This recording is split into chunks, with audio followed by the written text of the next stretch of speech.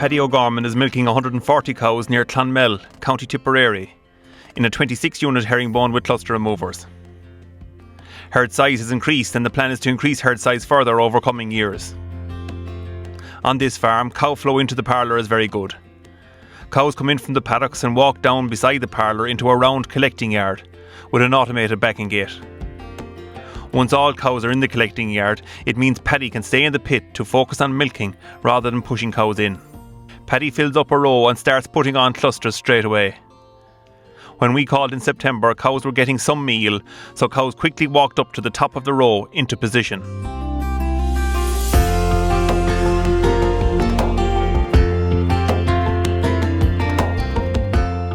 Paddy has cluster removers, so he spends his time attaching clusters, moving up and down each row.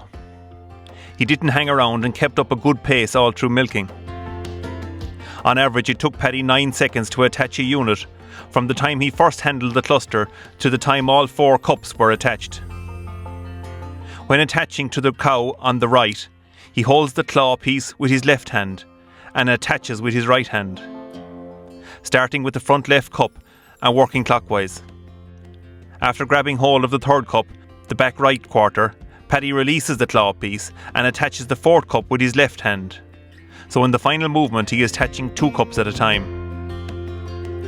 As clusters come off, Paddy was moving back up to the top of the row to start teat spraying. Paddy had one long teat spraying hose and he brought the hose back the parlour with him as he moved back. There's a magnet taped onto the nozzle and Paddy sticks the nozzle onto the curb rail under where the last cow was sprayed, so he knows where to start again.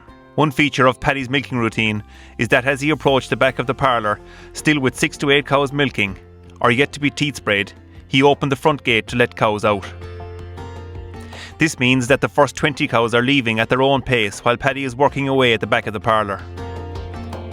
Sometimes he would manually override the cluster remover if there was a cow still milking, but the other cows were beginning to move away. When we called in late September, Paddy was milking 140 cows and they were producing 18.5 litres at 3.81% protein and 4.14% fat. Paddy uses his hands and the high-volume hose to wash the clusters and the surrounding concrete area where cows have been standing. In total, he says he uses about 5,500 litres of water at each milking, between washing yards and the internal plant wash. A lot of the water is used by the backing gate in the collecting yard. On its return cycle, it washes and scrapes the yard into a central gully. However, Paddy still gives this a run of the hose after the gate is back in starting position. So in summary, Paddy feels he has a great capacity in his current setup to milk more cows in the future if the opportunities present themselves. His 26-unit parlour with cluster removers had almost double the output of both 16-unit parlours we tested.